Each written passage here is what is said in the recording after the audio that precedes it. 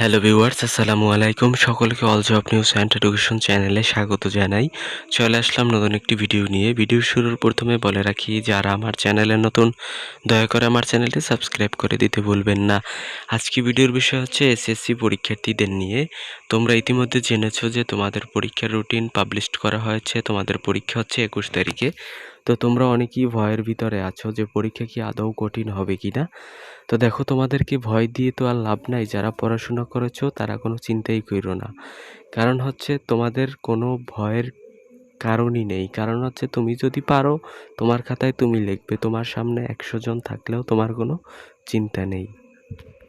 তোমরা অনেকেই বলতেছো এবার প্রশ্নপত্র কঠিন হবার সম্ভাবনা আছে। দেখো, নতুন সরকার যেহেতু আসছে, নতুন মন্ত্রী পরিষদ গঠিত হয়েছে।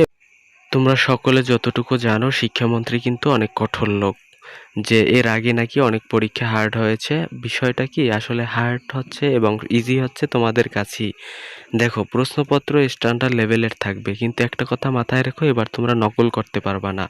তো তোমাদের ভয়ভীতি না দেখিয়ে আমি যদি তোমাদের কিছু কোটেশন বলি যে কেন এবার একটু প্রশ্নপত্র কঠিন হবার সম্ভাবনা কেন।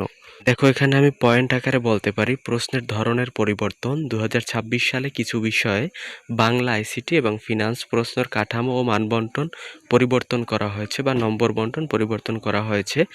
নতুন স্টাইলে হলে অনেকের কাছে প্রথমে কঠিন লাগে।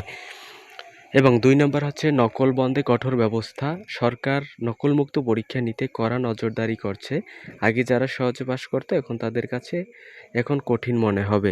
তো দেখো, তোমরা আমি আগেই বলছি, নকল কিন্তু হবে না এবার, এবং প্রতিটি কেন্দ্র কিন্তু সিসি ক্যামেরার আওতায় থাকবে।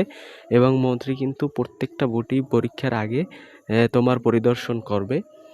এবং হচ্ছে 3 নম্বরে খাতা মূল্যায়ন। খাতা মূল্যায়নে কঠোর নির্দেশনা বা খাতা মূল্যায়ন অবশ্যই এবার কিন্তু পাশের হার তোমরা দেখবে, পাশের হার কিন্তু কমে যাবে। কারণ হচ্ছে খাতা মূল্যায়ন এবার কঠিন হবে। কারণ হচ্ছে তোমার সাপোজ আগে বাংলা কিছু লিখলেই তুমি যেখানে মার্কস পাইতা, কিন্তু এবার কিন্তু আর ওইটা হবে না। তুমি যদি সঠিক লেখো তাহলে মার্ক পাবা, ভুল লেখলে তুমি মার্কস পাবা না। এই হচ্ছে কথা।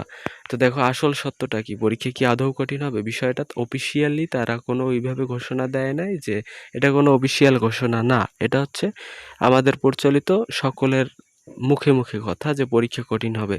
বিষয়টা বললাম আগে থেকেই যে কঠিন তোমার কাছে, সহজও তোমার কাছে। তুমি যদি পরীক্ষায় পড়াশোনা করে থাকো বা বই পড়ে থাকো, এটা তোমার কাছে কোনোই কঠিন না। তুমি কি খাতায় লিখবা, তুমি মার্কস পাবা। বিষয়টা এমনই।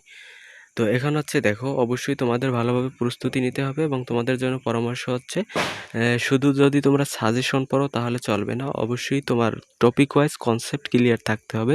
যেহেতু আমাদের প্রশ্ন প্যাটার্ন হচ্ছে সৃজনশীল রিলেটেড, এজন্য তোমার যদি কনসেপ্ট ক্লিয়ার না থাকে তাহলে কিন্তু তুমি লিখতে পারবে না। একেবারে মুখস্থ বিদ্যায় কাজ হবে না।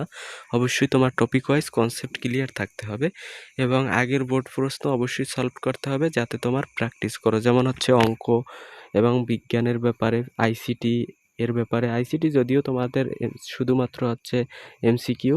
তো আইসিটির ক্ষেত্রে এবং সমাজের ক্ষেত্রে আর হচ্ছে ফিজিক্স, কেমিস্ট্রি, বায়োলজির ক্ষেত্রে অবশ্যই পুরাতন বোর্ডগুলো সলভ করতে হবে টেস্ট পেপার ধরে।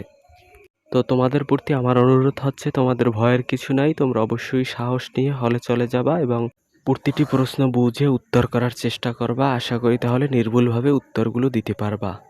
তো এই ছিল আজকের ভিডিও। দেখা হবে পরবর্তী কোনো ভিডিওতে। ধন্যবাদ সকলকে।